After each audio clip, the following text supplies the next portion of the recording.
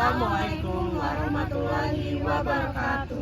Kami dari kelompok 13 ingin menampilkan video bagaimana cara membuat skripsi, proposal, dan bagaimana cara mempresentasikannya dengan baik dan benar.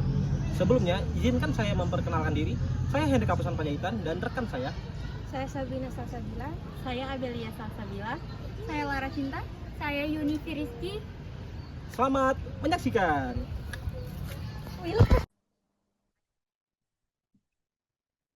Baik, saya Hendrik Kapusan Panjaitan. Di sini saya akan melakukan penjelasan bagaimana cara berpresentasi yang baik dan benar. Jadi, tahap awal dalam presentasi yang harus kita lakukan yaitu melakukan persiapan. Dalam melakukan persiapan, kita harus melakukan riset dan mempersiapkan materi dengan matang. Kita tidak harus menghafal. Kenapa alasannya kita tidak harus menghafal? Karena ketika kita menghafal, kita tidak bisa melakukan improvisasi atau mengembangkan materi yang akan dijelaskan nantinya. Jadi lebih baik kita benar-benar menguasai materi yang akan disampaikan. Itu yang pertama. Yang kedua, kita harus mengenali audiensnya. Kenapa kita harus mengenali audiensnya?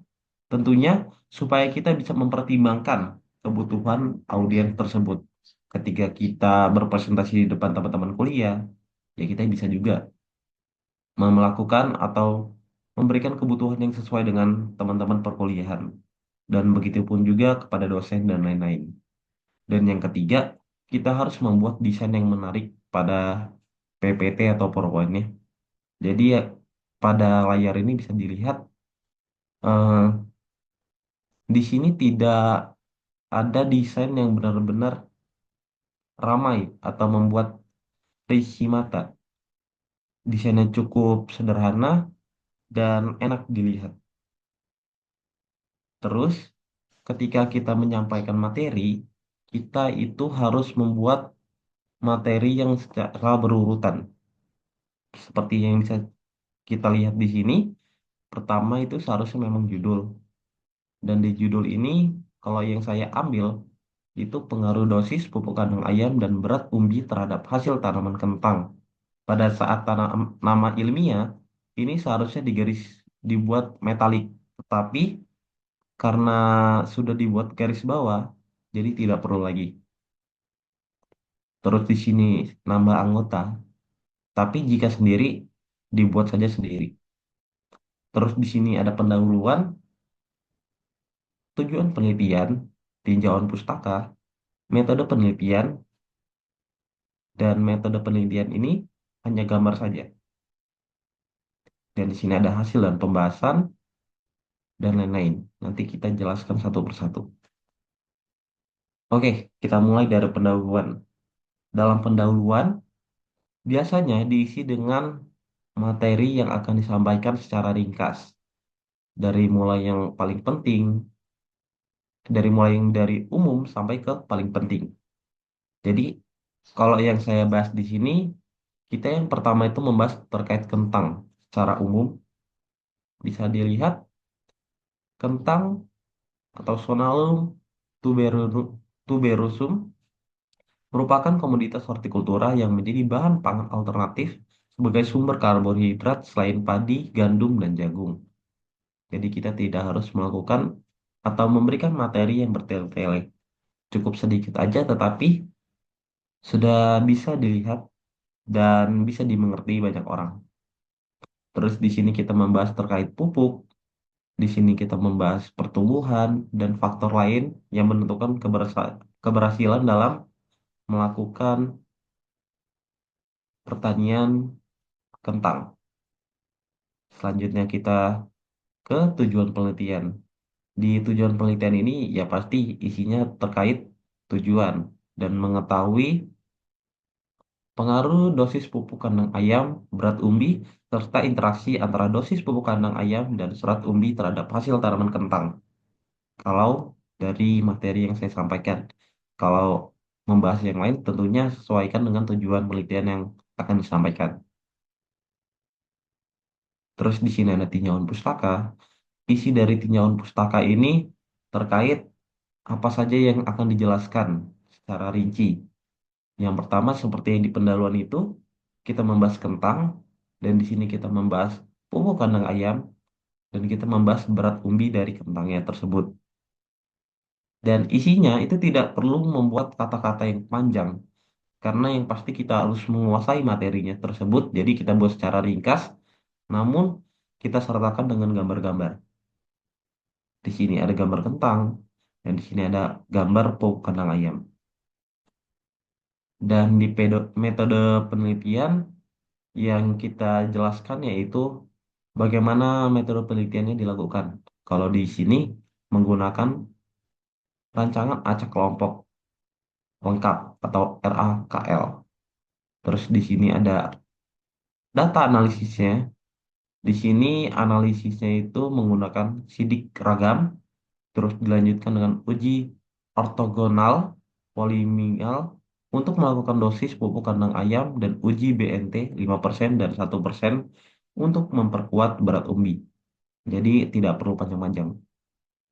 Dan juga jangan lupa kita membuat waktu dan tempat penelitian. Seperti ini bisa kita baca, dia menjelaskan waktunya waktunya terlebih dahulu dan tempatnya di mana bisa kita lihat sendiri. Dan di metode penelitian, kita itu menampilkan alat-alat dan bahan-bahan apa saja yang akan kita gunakan.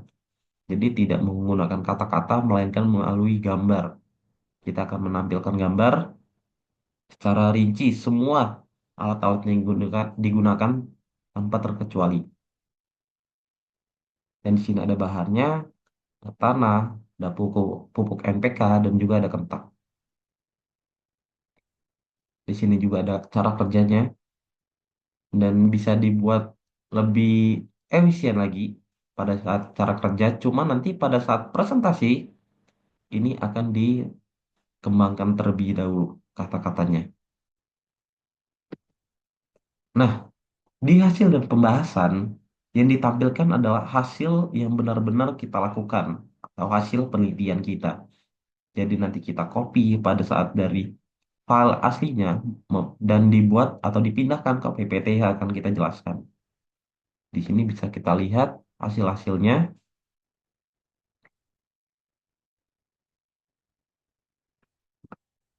Terus di sini kita membahas terkait dosis pupuk kandangnya. Kenapa kita harus menjelaskan ini? Karena sesuai dengan materi yang akan kita jelaskan. Kalau di situ membahas dosis, ya karena sesuai judulnya. Terus di sini ada tinggi tanaman, jumlah batang per rumus, kadar air umbi kentang, dan berat umbinya. Terus di sini kita membahas tinggi tanamannya, jumlah batang per ruas, rumpun, berat umbi per rumpun. Di sini ada interaksi antara dosis pupuk kandang ayam dan berat umbi benih. Nah, semuanya yang dibahas terkait dengan judul. Ini berhubungan dengan judul semua. Dan tidak lupa kita harus menampilkan kesimpulan. Jadi, kalau dari penelitian yang saya jelaskan di sini, hal-hal yang dibuat kesimpulan yaitu yang pertama penggunaan pupuknya. Jadi, dibahasnya itu penggunaan pupuk kandang ayam 5 ton per hektar memberikan hasil tertinggi pada tanaman, jumlah batang per rumpun, dan pupuk kandang ayam 5 ton, memberikan kadar umbi. Di sini juga kita membuat saran terkait penelitian yang tersebut. Biasanya di sini dilakukan atau diisi dengan saran-saran yang akan dilakukan penelitian selanjutnya dan terkait apa saja yang sudah dilakukan dan kita memberikan sarannya. Dan terakhir, terima kasih atas semuanya. Jadi itu saja yang bisa saya sampaikan. Mohon maaf bila ada kesalahan kata. Dadah.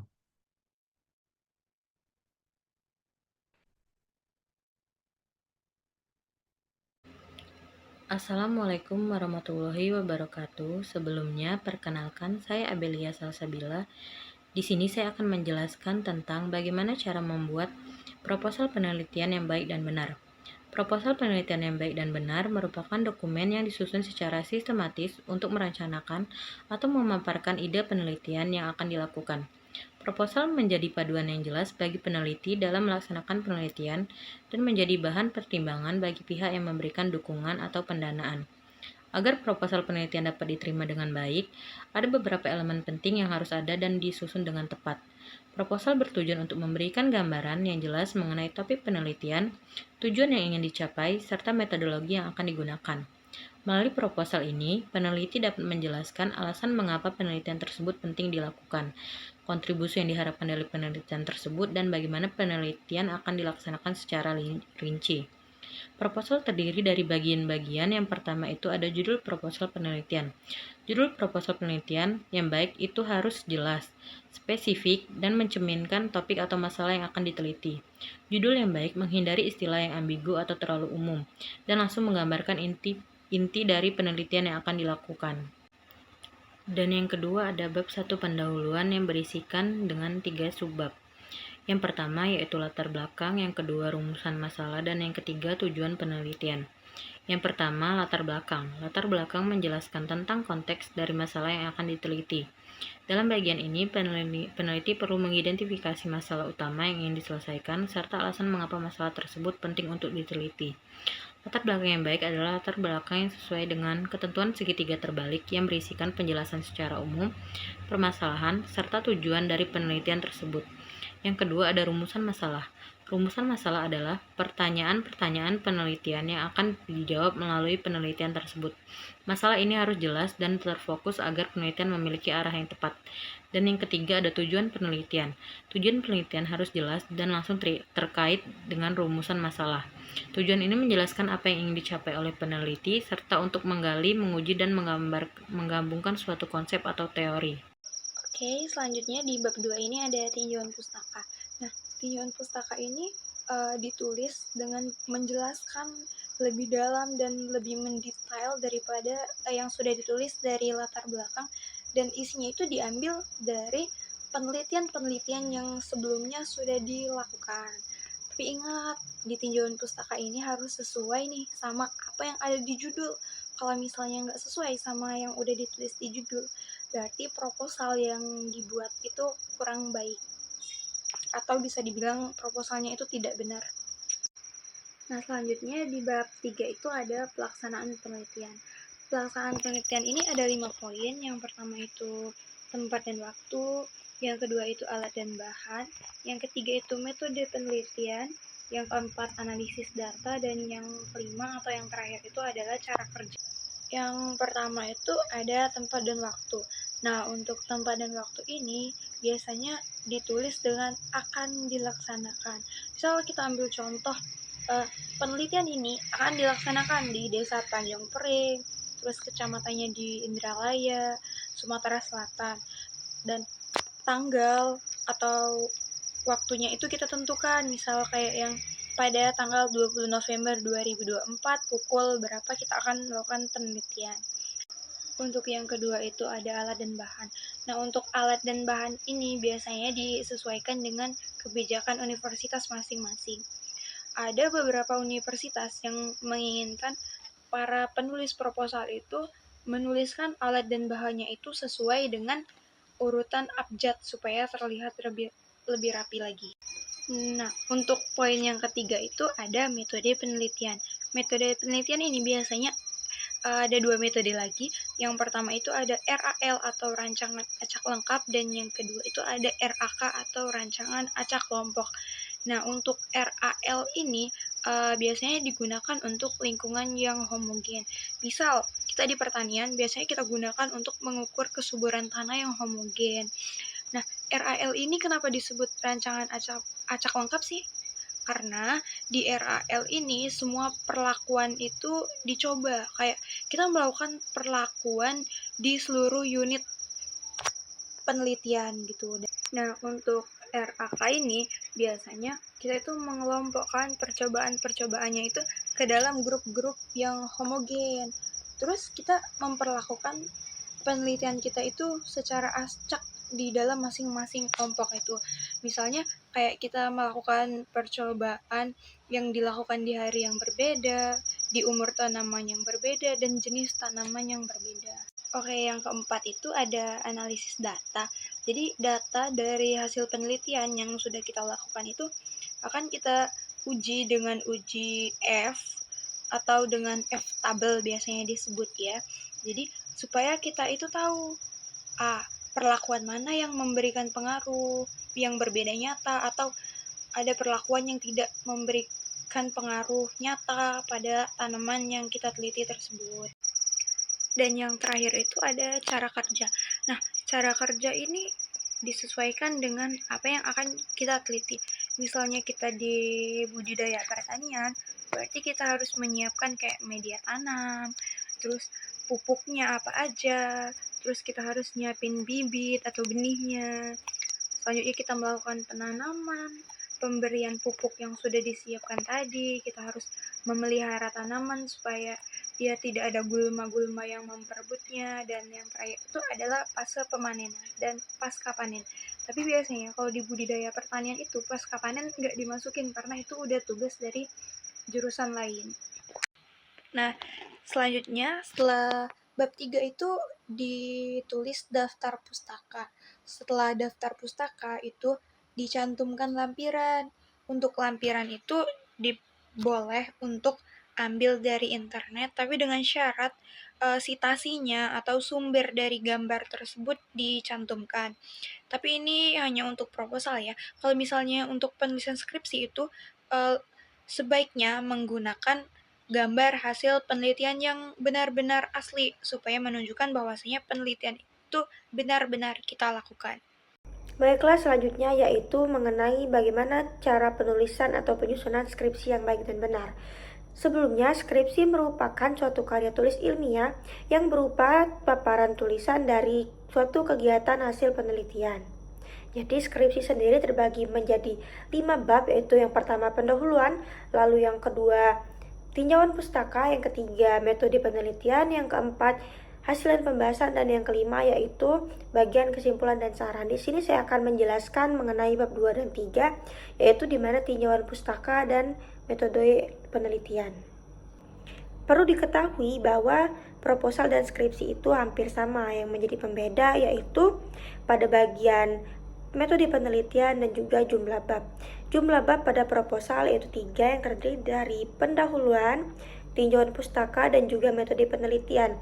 Sedangkan perbedaan pada bagian metode penelitian ini sendiri yaitu pada bagian metode penelitian di proposal itu terdapat kata akan yang menandakan bahwa kegiatan penelitian itu belum dilakukan, sehingga penulisan kalimatnya itu seperti kegiatan penelitian ini akan dilaksanakan di suatu tempat dan waktu yang telah ditentukan atau direncanakan, sehingga berdasarkan proposal baru akan terjadinya suatu penelitian. Jadi yaitu mengenai tinjauan pustaka. Tinjauan pustaka ini merupakan penjelasan lebih detail dan lebih rinci dari hasil latar belakang yang telah disampaikan sebelumnya. Misalkan pada latar belakang hanya dijelaskan secara umum, maka pada bagian tinjauan pustaka dijelaskan lebih lanjut. Misal mengenai latar belakang yaitu dijelaskan mulai dari klasifikasi, morfologi, cara tumbuh, hingga kandungan dan bagian-bagian yang rinci lainnya mengenai bawang merah.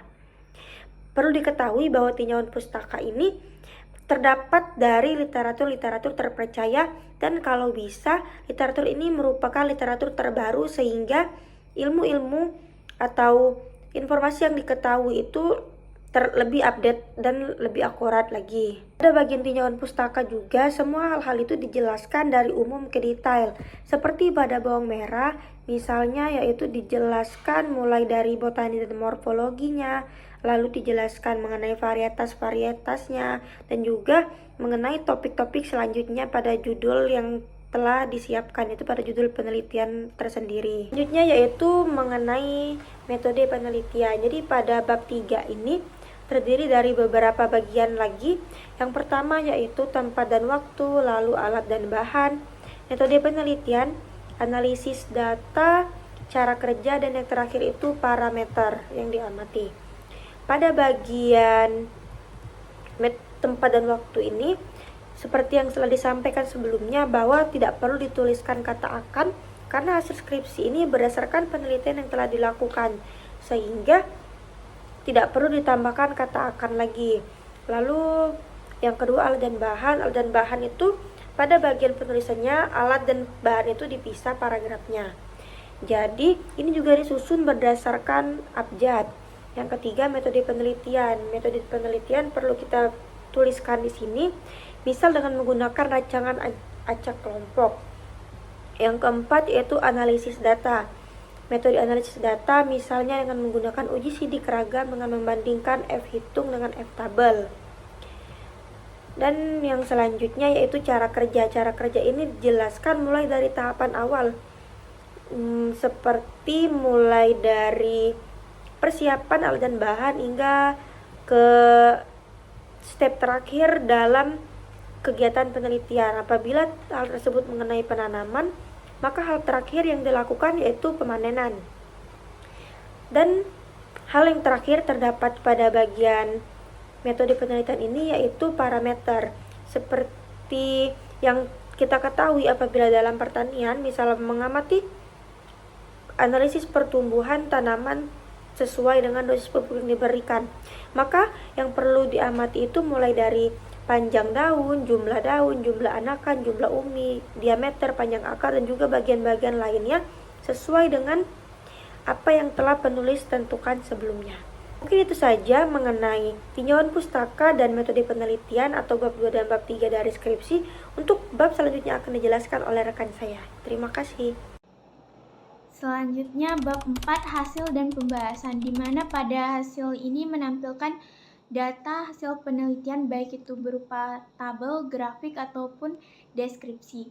Nah, contohnya itu kayak menampilkan grafik atau diagram tentang perlakuan dosis pupuk kotoran ayam mana yang menunjukkan paling berpengaruh nyata pada setiap parameter pertumbuhan kayak panjang daun, tinggi tanaman, maupun jumlah daun. Nah, di bab 4 ini juga membahas makna dari data tersebut kayak menghubungkan dengan tujuan penelitian dan mengaitkannya dengan teori penelitian sebelumnya. Nah, pada bagian pembahasan ini biasanya menguraikan perbandingan antara hasil yang diharapkan dengan hasil yang ditemukan serta faktor-faktor apa saja yang mempengaruhinya. Misalnya kayak pupuk kotoran ayam tadi, penerapan pupuk kotoran ayam dengan dosis 30 ton per hektar memberikan hasil optimal pada beberapa parameter. Pemanfaatan pupuk kotoran ayam memberikan dampak positif pada pertumbuhan sebab pupuk tersebut mengandung unsur hara makro seperti N, P, dan K yang mampu meningkatkan kualitas struktur tanah. Selanjutnya bab 5 kesimpulan dan saran. Nah, kesimpulan sendiri itu menyampaikan poin-poin utama dari hasil penelitian secara ringkas sesuai dengan tujuan. Contohnya itu kayak penerapan pupuk kotoran ayam tadi dengan dosis 30 ton per hektar memiliki dampak yang signifikan pada sejumlah parameter yang diamati. Kalau saran itu sendiri, itu kayak memberikan rekomendasi yang relevan untuk penelitian berikutnya. Nah, itu kayak contohnya misalnya disarankan kepada peneliti selanjutnya dapat dilakukan penelitian lebih lanjut untuk memaksimalkan pemanfaatan pupuk kotoran ayam tadi. Nah, terus di bagian skripsi juga terdapat daftar pustaka. Nah, untuk daftar pustaka sendiri itu biasanya kami dari pertanian sendiri itu biasanya menggunakan style apa. Jadi untuk penulisan misal kita dapat dari jurnal nih. Nah, itu format penulisannya kayak nama penulis, tahun, judul jurnal, nama jurnal, volume, dan nomor halaman. Terus juga di bagian skripsi itu ada yang namanya lampiran. Nah, lampiran ini tuh berisi dokumen pendukung penelitian. Itu kayak berisi data mentah atau hasil pengolahan data. Contohnya itu kayak tabel hasil pengamatan harian atau mingguan pertumbuhan tanaman.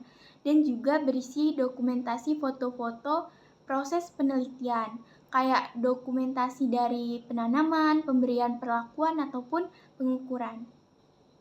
Sekian video yang sudah kami sampaikan. Semoga dengan video ini bisa bermanfaat bagi semua orang. Dan mohon maaf bila ada kesalahan kata yang kurang berkenan dan penyampaian yang kurang. Kami mohon maaf. Terima kasih. Dadah. Dadah.